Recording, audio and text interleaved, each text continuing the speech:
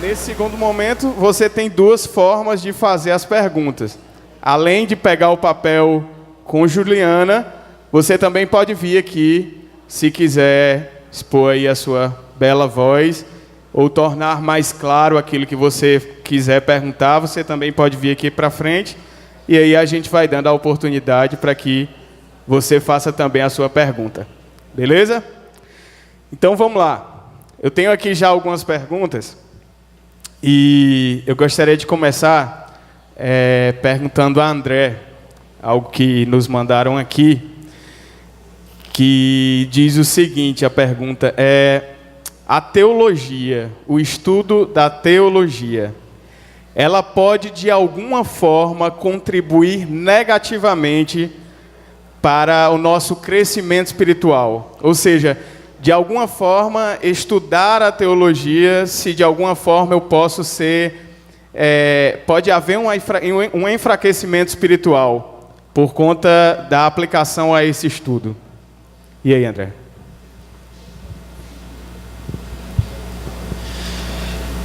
Eu tive a oportunidade, como vocês viram no primeiro momento, de fazer uma síntese do que foi exposado na quinta e na sexta, e eu falei sobre teologia, a espiritualidade cristã e teologia, o divórcio.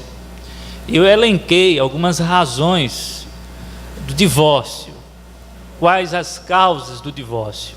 E aqui eu tive a oportunidade de falar sobre o pentecostalismo, mas eu também falei sobre o liberalismo teológico. Então, o pentecostalismo anti-intelectualista é a primeira razão do divórcio, espiritualidade cristã e teologia. E o liberalismo ceticista é também uma das grandes razões do divórcio entre espiritualidade cristã e teologia. No caso, para a gente entender melhor e mais claramente, no caso do pentecostalismo, é o movimento pentecostal que gera isso. No caso do liberalismo teológico, já não é o movimento, mas sim quem está fora desse movimento e assiste esse movimento e diz o seguinte: eu não quero estudar teologia porque eu não quero me tornar como esse sujeito. Ele perdeu a fé. Ele perdeu a fé porque ele estudou demais teologia. E olha o que deu estudar demais teologia. Inclusive, eu brinquei, acho que na sexta-feira, quando um professor de teologia disse assim para a turma dele, a turma não estava querendo muita coisa com a leitura, ele disse assim: olha, vocês não leem muito, mas eu estou descansado porque vocês não correm o perigo de se tornarem liberais, porque vocês não leem muito. Para se tornar um liberal precisa ler muito. Ele tirou uma onda com a turma, mas isso aqui, assim, a gente não concorda com isso, porque tem gente que é liberal e que não sabe de absolutamente nada, só apenas diz que é liberal. Mas quando a gente considera os liberais, que de fato estudaram a Bíblia e fizeram parte do movimento da alta crítica, da baixa crítica também, aí sim a gente percebe que isto aí pode graçar a nossa fé, né? O Augustus Nicodemos, por exemplo, quando foi estudar fora, ele, quando chegava dentro do seu lugar, do seu repouso, ele se ajoelhava, diz ele em seu livro, que estão fazendo com a igreja, diz ele que ele pedia a Deus para preservá-lo, porque os professores que estavam lecionando eram professores liberais, e ele estava sentindo que a fé dele estava sendo minada, ele estava percebendo isso, e ele rogava ao Senhor. Então, assim, o estudo da teologia pode comprometer, sim, a minha espiritualidade, né? Quando eu me deparo com uma teologia que é perigosa. Eu disse aos irmãos que tem a teologia boa e tem a teologia ruim.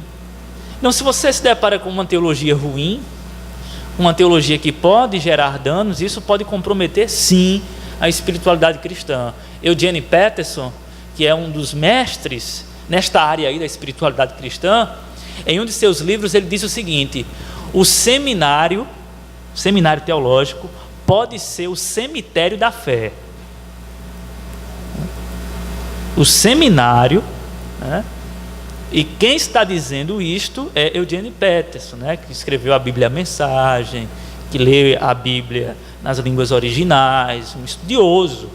Ele diz, olha, muito cuidado, porque o seminário teológico pode ser o cemitério da fé. Tem muita gente que no processo do estudo da teologia se perde, e aí vem um outro ponto que é a arrogância, né? Muito conhecimento teológico, e aí nós até colocamos o arrogantismo. Isto aí causa o divórcio entre espiritualidade e teologia, e a teologia ela compromete a minha espiritualidade, porque eu me torno um ser arrogante, quando o ser espiritual ele não é arrogante. Um dos últimos, acho que o último ponto que você falou do resumo foi exatamente sobre a humildade, né? Então, obter esse conhecimento e receber a graça de Deus de continuar sendo humilde, então evita que eu tenha essa influência negativa. E um conselho que cabe aqui é fazer teologia sempre à sombra da cruz. Um intelectual do século, foi considerado um dos maiores intelectuais do século passado, Carl Henry. Ele foi entrevistado por uma senhora e ele era considerado um homem muito humilde, embora com uma mente enciclopédica. E aí ela perguntou, Dr. Carl Henry, como foi que o senhor conseguiu se manter tão humilde durante todo esse tempo? E aí ele olhou para ela e disse, me diga uma coisa, como é que alguém pode se tornar arrogante quando vive à sombra da cruz? Não tem condições, minha senhora. Então, não tem condições. Então, sempre fazer teologia à sombra da cruz. Isso quebra a nossa arrogância, a nossa soberba, etc. Beleza. Continuando pontuando sobre esse comprometimento que pode existir na nossa vida espiritual, né, enquanto espiritualidade cristã, será que nós podemos citar como algo que pode comprometer isso, a incapacidade do cristão de amar, né, seja a si mesmo ou ao próximo? Isso é um sinal de uma espiritualidade cristã fraca? Sim, absolutamente, né? A grande característica da espiritualidade cristã é o amor. E como foi enfatizado à luz da Trindade, o amor, para que possa existir o amor, é necessário o outro equivalente para ser amado e objeto do meu amor. Então, se não há essa dinâmica, né? Se não há essa reciprocidade de amor, então não há espiritualidade cristã.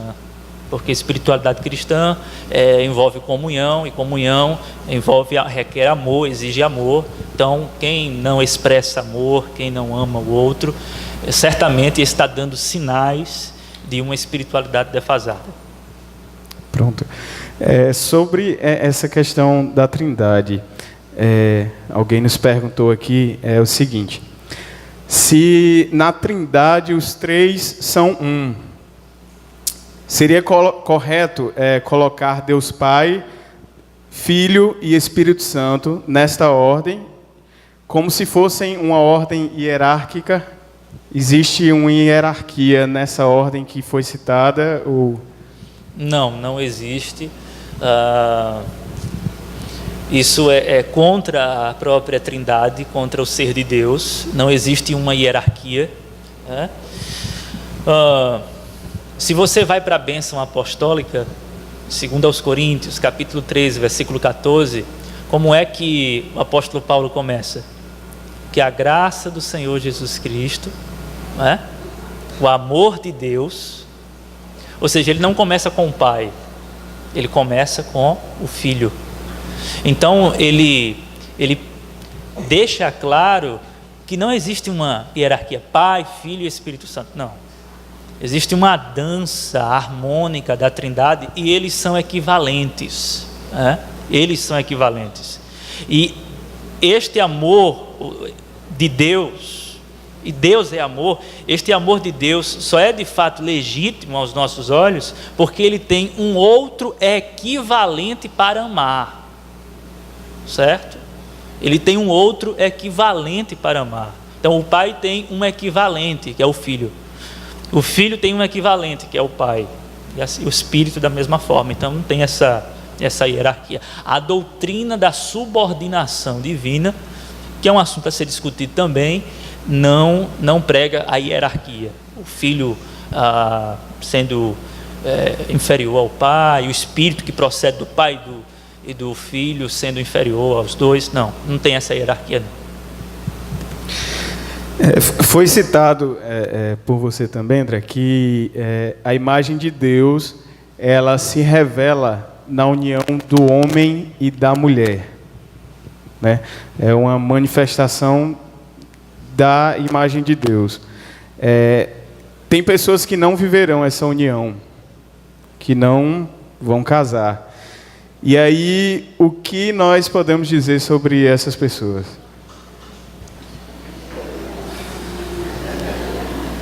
Vejam,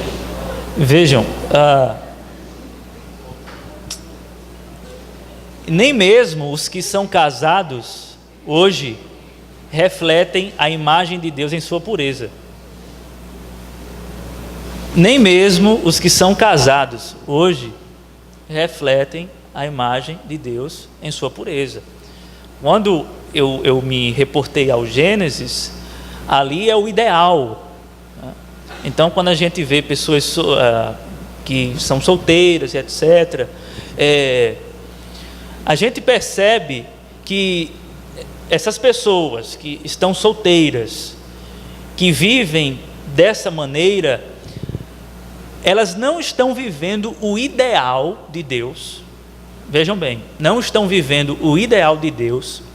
No entanto, isto não significa que elas não podem desenvolver uma verdadeira espiritualidade, porque quando eu me refiro ao macho e à fêmea, eu estou me referindo à relação, à comunhão. A espiritualidade requer e exige comunhão, ok? Então, quando eu falo de macho e fêmea refletindo a imagem de Deus, é porque Deus é trino, e a imagem de Deus tem que ser esse coletivo aqui. Então, o solteiro, embora solteiro, mas ele tem amigos, e ele vive numa relação de comunhão.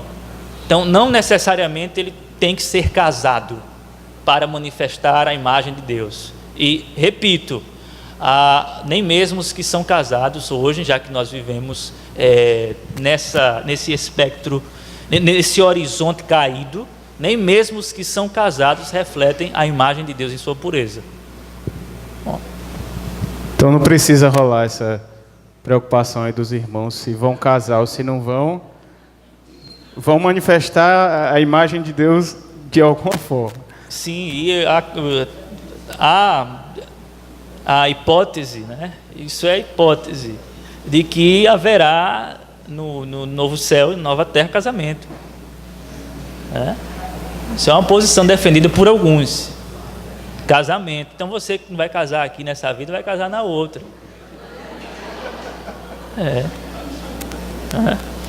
Você não acha que faz sentido? Não, porque o plano original de Deus foi Adão e Eva, o casamento. Deus não vai restaurar tudo? O propósito de Deus não é a restauração? Será que Ele não vai restaurar o casamento? Não, mas e aquela parte lá onde Jesus disse que não se casa, nem se dá... Será que Jesus não está falando do seio de Abraão, do paraíso? É um caso a se pensar. Estado intermediário? Não sei.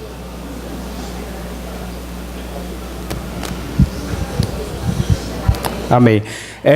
Para essas pessoas que estão fazendo essas perguntas que a gente está citando, a gente também quer deixar o espaço aberto para caso fique algum ponto dessa pergunta que você fez ainda alguma dúvida, você pode vir aqui, certo? A gente quer esclarecer mesmo aquilo que possa estar aí na sua cabeça.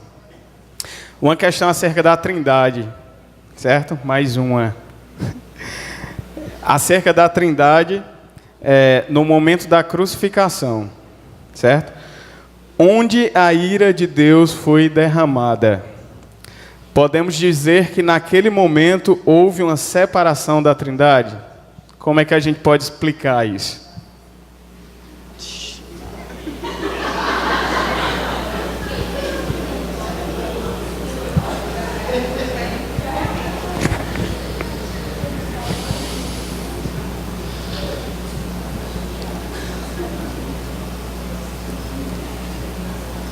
Você acha que Deus morreu na cruz? Será que Deus morreu?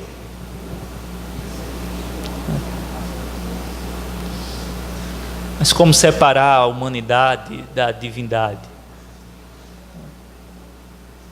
É muito complexo, né? Eu estou levantando uma pergunta só para também ficar por baixo assim.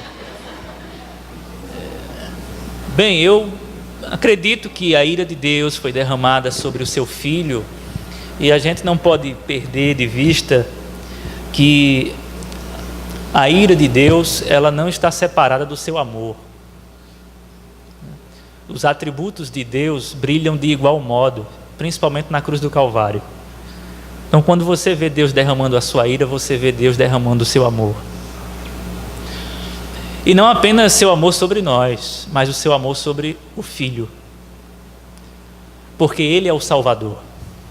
Então, quando a ira é derramada, o Pai está amando o Filho, dizendo: este é o meu Filho amado e nele eu tenho um prazer. E é somente Ele que pode salvar a humanidade, e por isso eu vou derramar a minha ira sobre Ele. Então, de uma certa maneira, Deus está revelando o amor também sobre o seu Filho. Ele é exclusivo para o Pai. E o Pai derrama a ira, não apenas ira, mas justiça, revela a sua santidade, enfim. Eu não acredito que há uma separação, certo? Eu não acredito que há uma separação como a gente imagina, né? Deus, o Pai se separando, e como é que fica a questão da comunhão? Eu acredito que essa questão de Deus, o Pai virar as costas para o Filho naquele momento, está apenas comunicando que Deus vira as costas para o homem pecador. Que há um abismo de separação entre a natureza pecaminosa do homem e a natureza santa de Deus. Eu acredito que é algo que está sendo comunicado, mas como eu disse, a salvação é uma obra trinitária. Eles estão juntos o tempo inteiro. Eles estão juntos o tempo inteiro, certo? Porque, assim, poderia pensar que o Filho foi abandonado quando veio à Terra, porque se o Filho, como é que Deus entra no tempo? O Pai está fora do tempo? O Filho entrou na ampulheta nossa? Que coisa é essa? Porque quando o Filho entra no tempo e Deus entra no tempo, irmãos, isso é um negócio para dar um nó na cabeça, porque Deus não cabe no tempo, mas Ele entra na história, Ele entra no tempo, e isso já é em si mesmo um processo de morte, né? Deus vai morrer na cruz do Calvário. Podemos dizer que a partir desse momento o Pai o abandonou? Não, porque Ele estava o tempo todo em comunhão com Ele. E eu acredito que na cruz do Calvário ali é o ápice da comunhão. É o ápice da comunhão no abandono. Como assim? Bem, o Evangelho é paradoxal. O Evangelho é bem paradoxal. E é a bênção do paradoxo que nos salva, certo? Sim, eu acredito que eu não respondi a pergunta porque está além da minha capacidade de raciocínio. E eu acredito que da sua também, não sei. Mas é por aí. Beleza. Acho que deu uma clareada, né? Vamos dar uma aliviada, ou não, né? Não sei. Mas a gente falou sobre duas propostas de espiritualidade cristã que a gente conhece, certo? Existe a proposta tradicional, que é a proposta reformada, e existe a espiritualidade pentecostal. Quem tem a razão? Quem tem a última palavra dessas duas? Então, basicamente hoje existem dois modelos de espiritualidade, né, no meio evangélico. Então você tem uma proposta tradicional, reformada, e você tem uma proposta pentecostal, né, quando não, neopentecostal. Mas basicamente esses dois modelos de espiritualidade. O modelo reformado, tradicional, histórico, conservador, ele tem uma ênfase no cognitivo, né? No estudo teológico, na doutrina, no dogma, tal. Já o modelo pentecostal tem uma ênfase na experiência, né? Especialmente na experiência com o Espírito Santo, porque o Charles Spurgeon, o fundador do pentecostalismo, ele sai do metodismo, que enfatizava as duas grandes bênçãos, que era a conversão e a santificação, e vai para uma terceira bênção, que é a bênção do batismo com o Espírito Santo. Então, a partir dessa terceira bênção, que é a bênção do batismo com o Espírito Santo, que para muitos é a segunda bênção, mas para ele era a terceira bênção, do batismo com o Espírito Santo, a partir dessa experiência, então a ênfase maior é na experiência. Então, quem é que tem a razão, né? Os tradicionais, que são mais dogmáticos, são mais racionais, ou os pentecostais, que são mais emocionais? Aí alguém pode propor o equilíbrio, né? Não, o ideal é uma combinação entre os reformados e os pentecostais, algo equilibrado. Vamos dosar as coisas. Que tal uma mente reformada e um coração pentecostal? Só que eu acredito que eu concordo com o Ricardo Barbosa. Em seu livro O Caminho do Coração, ele diz o seguinte: a igreja de Éfeso, ela tinha essas duas experiências: a experiência dogmática, o conhecimento dogmático, porque eles eram fiéis na doutrina, a igreja de Éfeso, lá, Apocalipse, e eles tinham experiência também, porque perseveraram. Eles tiveram experiências com Deus. E qual é a acusação do Senhor contra aquela igreja? Não é falta de dogma e nem falta de experiência, é falta de amor. Então eu acredito que o equilíbrio é o amor, né? Então eu preciso amar a Deus sobre todas as coisas. Para isso eu preciso estudar as Escrituras e fazer teologia, ou estudar teologia. Preciso conhecê-lo melhor. E eu preciso amar o meu próximo. Para isso eu preciso de experiência com ele, preciso de contato com ele, preciso de relacionamento com ele. Então, qual é a proposta para uma espiritualidade sadia? A combinação entre o reformado e o pentecostal? Não, porque tanto aqui como aqui sentem a falta de alguma coisa. E o que é que está faltando? Amor. Está faltando amor aqui e aqui. Dentro da proposta pentecostal, uma coisa que fica muito clara é a questão da necessidade de demonstrar externamente a espiritualidade cristã. E isso, por vezes, através de dons espirituais, que são usados até de forma errada. E, por exemplo, falar em línguas e profecias. Então, existe essa preocupação em externar isso, em mostrar para as pessoas a minha espiritualidade. Eu preciso mostrar o quanto sou espiritual e eu uso de artifícios, como os dons espirituais que eu falei, para que as pessoas vejam o quão espiritual eu sou. Né? E será que isso é saudável, eu tentar demonstrar isso, eu tentar externar isso? Como é que é isso aí? Isso é repudiado, né, pelo Senhor, pela Bíblia, essa carência de visibilidade. Então, eu vejo por esse prisma, é carência de visibilidade, né? O sujeito quer aparecer, o sujeito quer mostrar que é espiritual. E quem é espiritual não tem essa necessidade de dizer que é espiritual.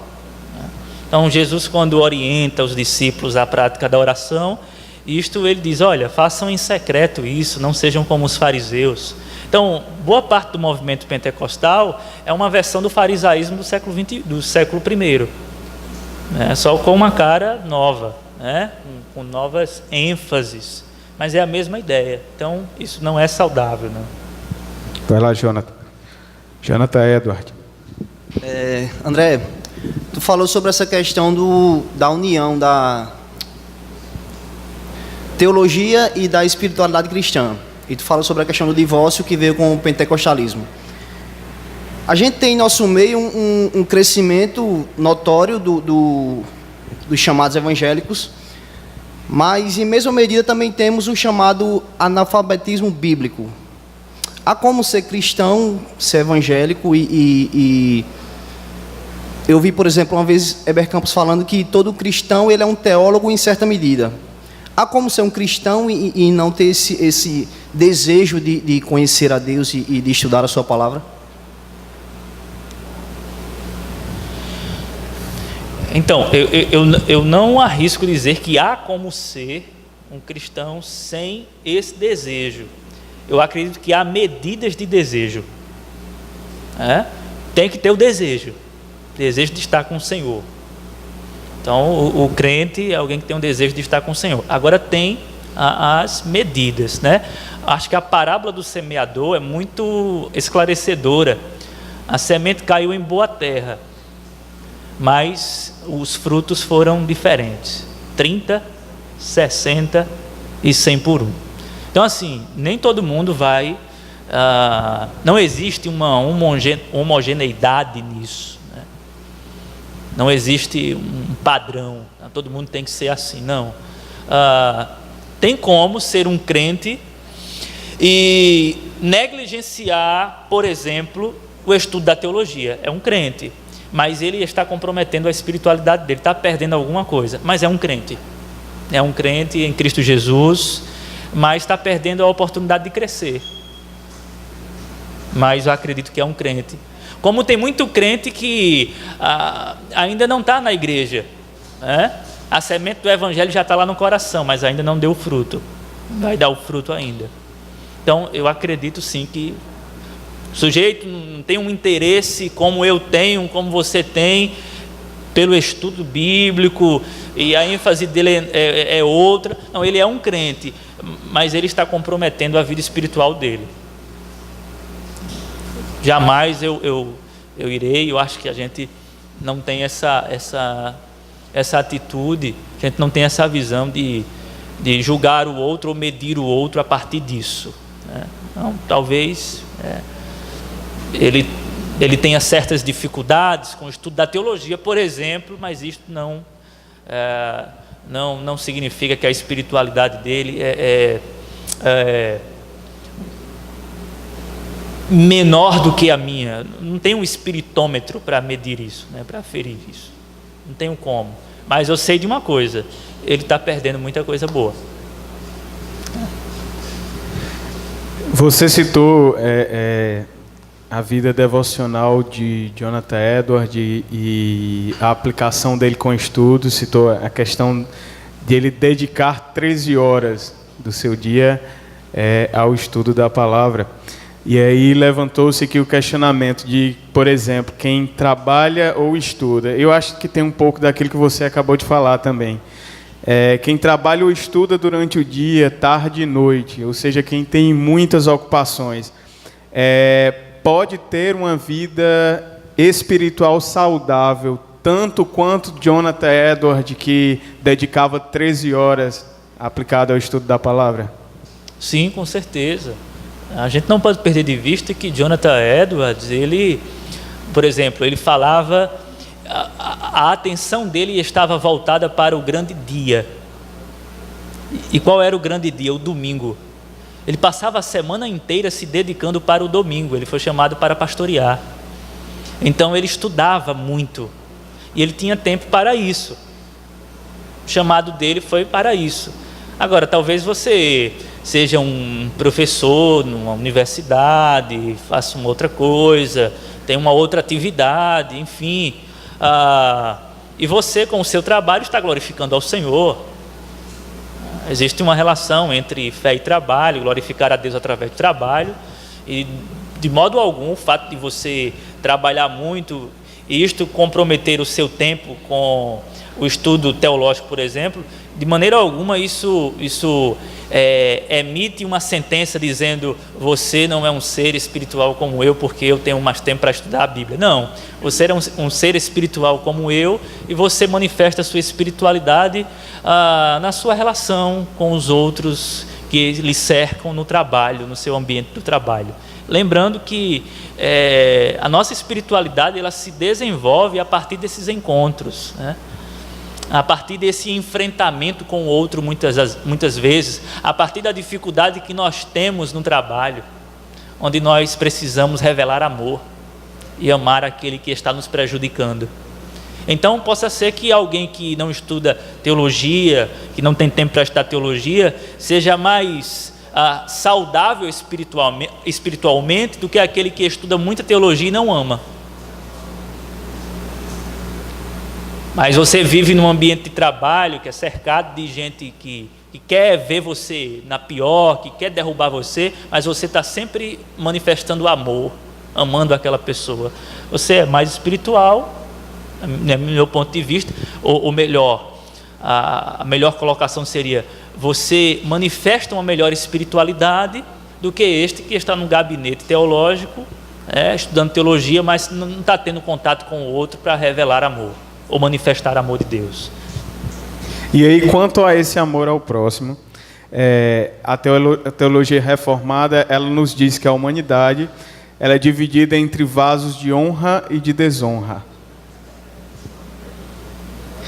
E aí, como se Deus amasse uns e não amasse outros, certo?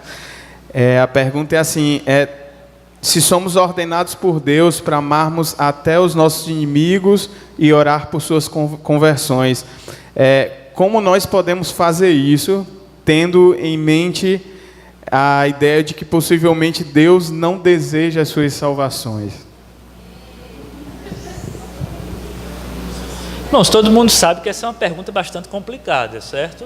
E que, portanto, eu não vou atender à altura. Mas, assim, eu sugiro a leitura de um livro. Isso é uma carta na manga, né? A Difícil Doutrina do Amor de Deus, do Carson. O livro vai ajudar bastante, porque Carson fala que existem vários tipos de amor. Deus ama a todos. Carson diz: Deus ama a todos. Deus derrama a graça sobre todos, por exemplo, mas uma graça comum. E a graça especial não está sobre todos. Deus ama a todos, mas não especialmente todos. Ele ama a todos igualmente, mas tem alguns que ele ama, por exemplo, salvificamente em Cristo. Então isso é um ponto pacífico, pelo menos na visão bíblica, né? E a questão de como é que eu faço para amar o meu inimigo, tendo esse pensamento de que Deus pode... Olha, bem, Deus me ordenou a fazer isso. Então, eu estou querendo fazer uma lógica teológica para talvez me livrar de um mandamento que é essencial para a minha espiritualidade cristã: amar o meu inimigo. E aí, como eu não consigo isso, eu posso usar de uma teologia deformada para não fazer isso. Então, assim, uma pergunta complicada, uma pergunta difícil, mas salientando: Deus ama a todos, certo? Agora, Ele ama alguns de maneira especial. Quando fala que Jacó é odiado, né? Ali é só contraste. É que Esaú não é amado como Jacó. Não é que Deus está dizendo assim: eu odeio Esaú. Não. É que Esaú, comparado a Jacó, ele é objeto de ódio. Ou seja, o amor de Deus é tão especial para com Jacó, porque é um amor de eleição, que o amor de Deus para com Esaú é comparado a um ódio. Entendeu? É só um contraste. Amei a Jacó, mas aborreci a Esaú. Quando Jesus diz assim, aquele que não aborrecer seu pai, sua mãe, ele está falando que você deve odiar sua mãe? Você deve aborrecer o seu pai? Não. Ele só está dizendo que o seu amor a ele deve superar o seu amor que você tem para com a sua família. O seu amor que você tem para com a sua família é tão inferior que quando você coloca na balança parece que é ódio, comparado ao amor que você tem para com Jesus. Então, nós devemos amar os nossos inimigos, sim, se conseguirmos, né? Com a graça de Deus. A pergunta que eu tenho não tem nada a ver com isso. É bem diferente. Sobre espiritualidade cotidiana. Há pessoas que trabalham e que vivem de coisas que parecem não ter a mínima conexão com espiritualidade, como mantenedores de zoológico, ou professores de matérias como matemática ou português, coisas que parecem não ter um mínimo de conexão com espiritualidade.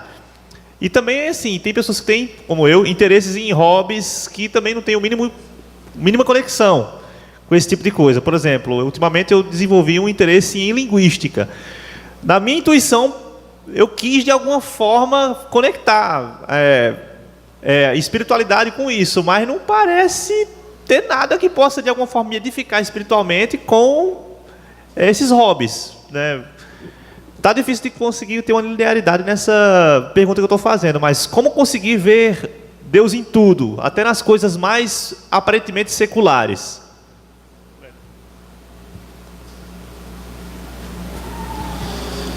O apóstolo Paulo, a gente poderia falar de cosmovisão reformada, certo? Mas vamos para as palavras do apóstolo Paulo. Quer comais, quer bebais, quer façais qualquer outra coisa, faça tudo para a glória de Deus. Então Paulo fala de coisas triviais: comer, beber. A pergunta é: como é que isso glorifica a Deus? Eu preciso orar para que Deus abra os meus olhos, para que eu possa discernir como é que isso glorifica a Deus. Eu tenho essa dificuldade também, né? Como é que isso que eu estou fazendo parece que não tem nenhuma conexão?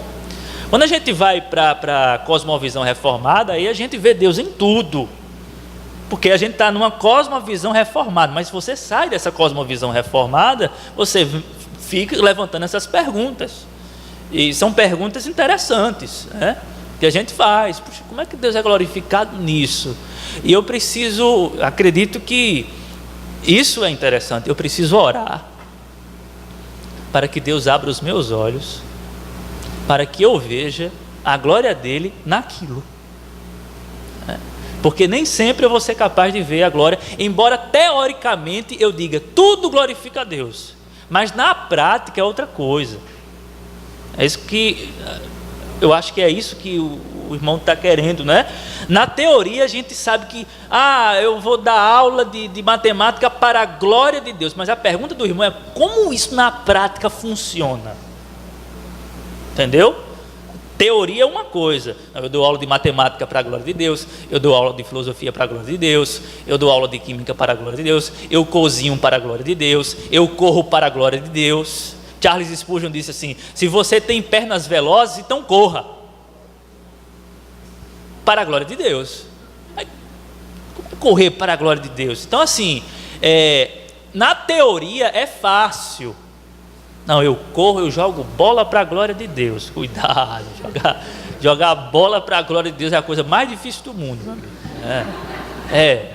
Jogar a último amistoso que teve lá em Jataúba, meu amigo,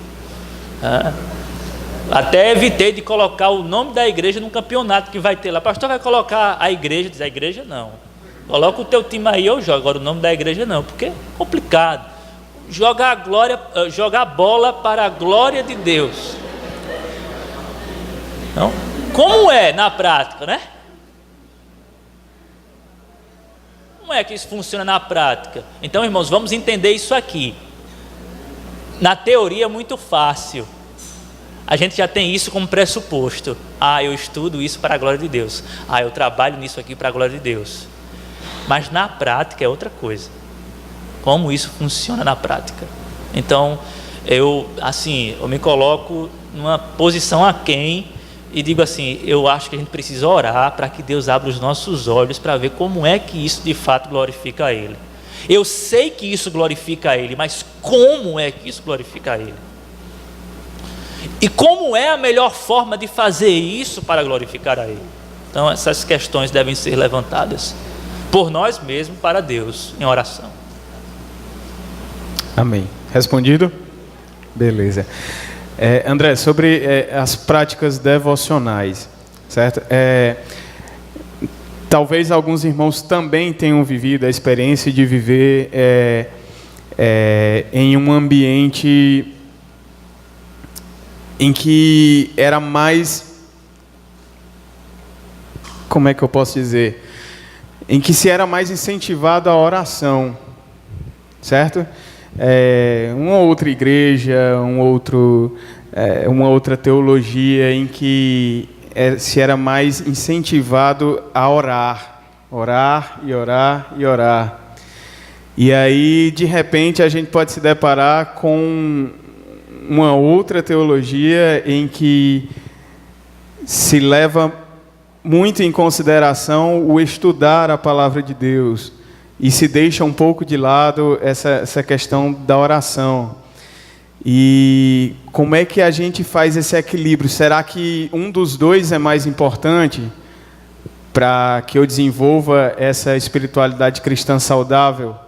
Ou será que o equilíbrio entre as duas coisas é que seria o correto? Sim, eu acho que a princípio nós responderíamos, acho que todo mundo aqui vai concordar comigo, que a leitura da palavra não é mais importante do que a oração, e a oração não é mais importante do que a leitura da palavra, para a nossa formação espiritual. Mas eu arrisco, isso é uma opinião minha, certo? Eu arrisco dizer que a leitura da palavra, e isto com qualidade, lembram, quem estava aqui na sexta-feira, eu falei sobre a ler a Bíblia focando não a quantidade, mas a qualidade da leitura, certo? Não a quantidade, gente que quer ler a Bíblia durante um ano, no ano ler a Bíblia, vou fechar aqui a Bíblia no ano, e aí corre, atropela texto, sai correndo. Você não precisa ler a Bíblia em um ano, você pode ler em 6 meses, como eu disse aqui. Mas eu acredito que a leitura seja mais importante, a leitura da palavra. Sabe por quê? Porque a oração é algo que parte mais de mim para Deus. A leitura da palavra é a oferta de Deus para a minha vida. E a oferta de Deus para a minha vida é mais importante do que a minha oferta para Ele. Eu penso assim. Tipo, o que é mais importante no culto, o louvor ou a palavra? A palavra. Não, pastor, que é isso? O louvor glorifica a Deus da mesma forma que o louvor é aquilo que a gente oferece a Deus. E isto em Cristo Jesus. Deus só recebe o nosso louvor em nome daquele que louvou a Deus perfeitamente, que foi Cristo. Então a gente já está no culto com um senso de inadequação total. Quando a gente vai para a palavra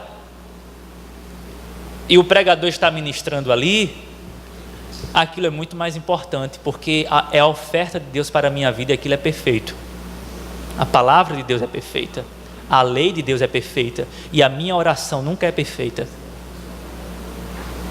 Mas a palavra de Deus é perfeita. A oração não. Por favor, não estou dizendo que a oração deve... Até porque eu disse ontem que oração é um estado de estar na presença de Deus. Eu devo estar em constante oração. O tempo inteiro. eu estou aqui, por exemplo, eu estou dizendo, Deus, tenha misericórdia de mim com essas perguntas que eu estou em oração. Isso pode prejudicar a minha espiritualidade aqui, vocês podem me queimar, né? Mas quando eu estou lendo a palavra, ninguém está me incomodando, ele está forjando a minha espiritualidade. Então eu acredito que nós não devemos negligenciar a oração jamais, até porque não tem como negligenciar a oração, não tem como sair da oração, é o oxigênio da alma, certo? Não tem como sair disso.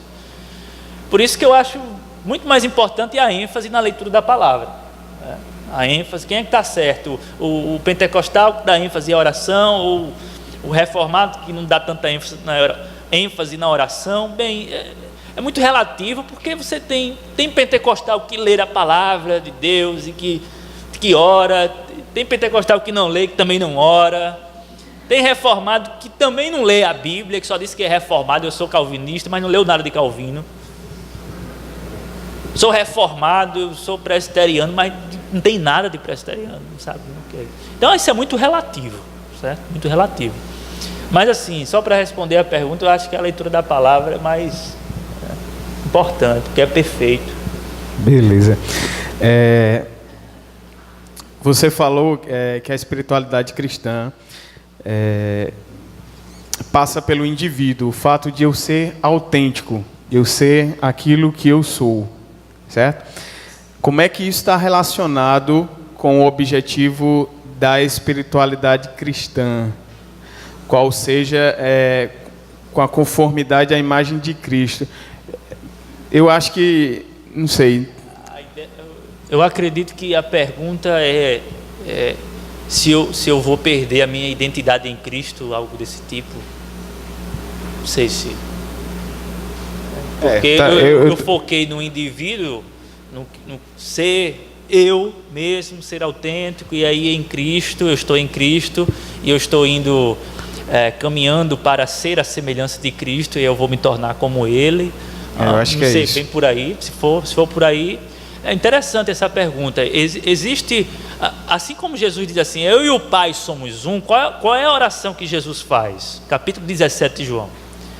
Pai, da mesma forma que nós temos essa comunhão, eu quero também que eles tenham. Não é que a gente vai se perder, não é que a nossa identidade vai... Não, a gente... diante de Deus, quando nós estivermos do outro lado, diante do trono do julgamento, por exemplo, quem é que vai estar lá? Você. Porque Deus vai julgar você. Se você não for você, Deus vai julgar quem? Então Deus vai julgar André. Eu preciso saber quem eu sou e quem eu fui e o que eu vivi. Então eu vou me tornar a semelhança de Cristo, alguém santo, alguém sem pecado, alguém desprovido de pecado, com um corpo glorificado. Mas eu serei André, tá bom? Eu continuarei sendo um indivíduo, mas em Cristo. Quando Paulo diz assim, já não vivo mais eu, mas Cristo vive em mim, quem está falando é Paulo, certo? Tem uma comunhão visceral profunda ali com Cristo, mas quem está falando é Paulo. Não vivo mais eu, mas Cristo vive em mim. É Paulo que fala. Então essa autenticidade, ela não fala sobre o Rafael enquanto Rafael, mas Rafael enquanto em Cristo. A situação em que eu me encontro por estar em Cristo. Exatamente, exatamente. E essa autenticidade tem a ver com a declaração do apóstolo Paulo em Romanos capítulo 7, quando ele, estando em Cristo, e depois de ver as doutrinas da graça, ele diz assim, miserável homem que sou. Então isso é ser autêntico, é reconhecer a miserabilidade da minha existência diante de um Deus santo. Eu preciso, eu sou eu mesmo, e me torno cada vez mais humano, cada vez mais transparente, cada vez mais, quando eu me conheço. E aí, diante de Cristo, diante do Pai, diante do Espírito, digo, miserável homem que sou. Amém. Vamos para a nossa última pergunta. Carol, tem aí alguma coisa? Então, dentro do que você acabou de falar sobre leitura da palavra e oração, essa pergunta foi minha, mas eu acho que eu preciso esclarecer um pouquinho mais. Eu entendi o que você disse sobre permanecer em oração todo o tempo, e nós devemos estar assim como cristãos o tempo inteiro. E o estudo da palavra é mais importante porque é o que Deus tem a nos oferecer. E eu fiz essa pergunta porque, às vezes, me incomoda o fato de ver esses homens que são exemplo para nós, quando a gente lê biografias, né? Charles Spurgeon, Jonathan Edwards e Carlos Wesley e tantos outros. E me parece que eles tinham tantas horas de oração, né? Alguns deles falam: eu não saio de casa sem orar 2 horas, porque eu não sei o que o mundo, o diabo tem lá fora, então eu oro essas 2 horas. Outro disse: eu não consigo pregar e descer para estar com as pessoas, porque eu acho que eu preciso ir para a presença do Deus que me deu o que dizer.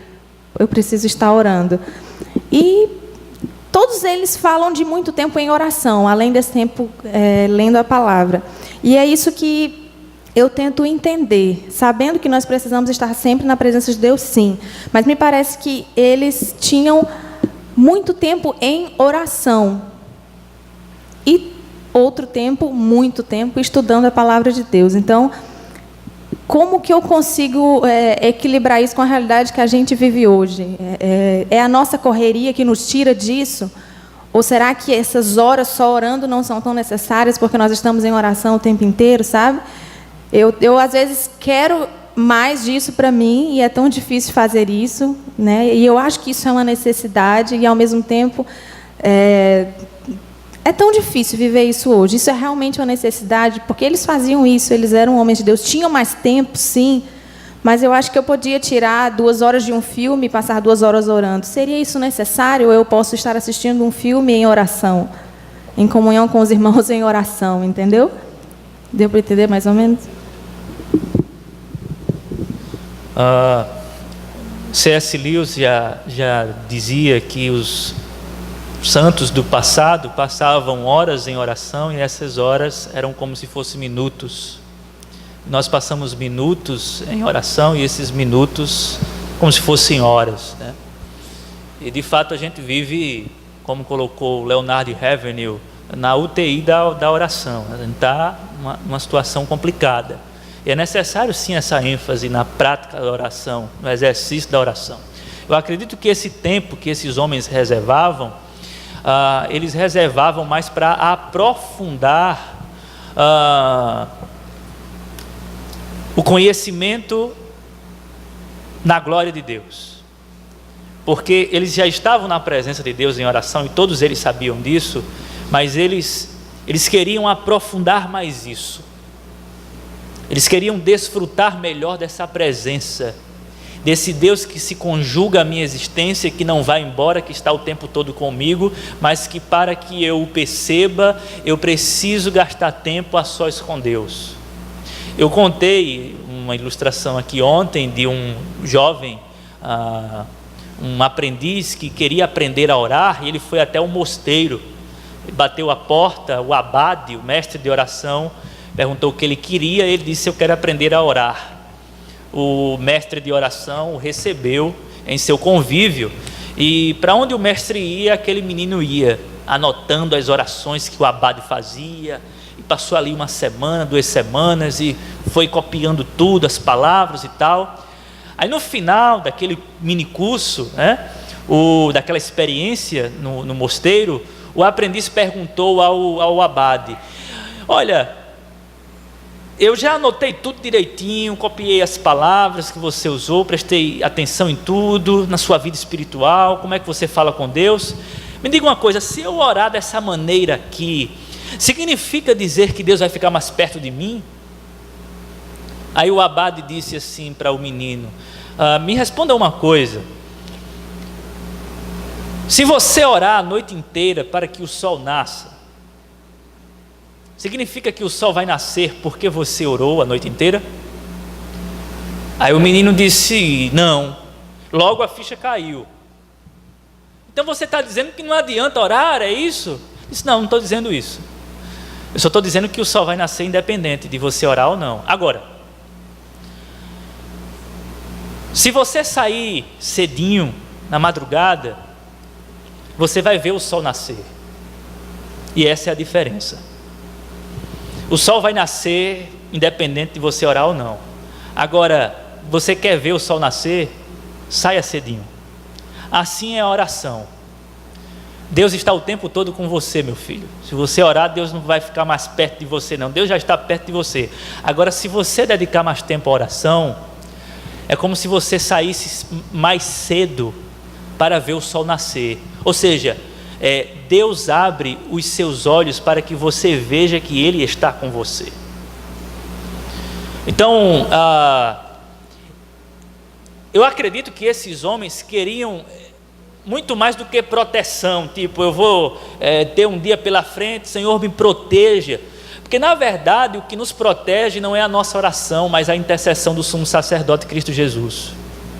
E nós oramos para ter essa percepção de que o sumo sacerdote está intercedendo por nós. Seja, Senhor, abre os nossos olhos para que a gente contemple isso, essa beleza, porque eu quero andar nessa firmeza, nessa confiança. O que salvou Pedro de um desastre não foi, por exemplo, a oração dele, até porque ele não orou, mas foi a oração de Cristo. Olha, Pedro, Satanás pediu para peneirar contigo, mas eu roguei ao Pai por ti. Isto não significa absolutamente que nós devemos negligenciar a oração, muito pelo contrário, devemos gastar tempo com a oração, e esse tipo de oração que você mencionou, talvez gastar horas em oração, mas para que o meu conhecimento sobre o Deus que está comigo seja mais aprofundado. Então essa seria a ideia. Amém.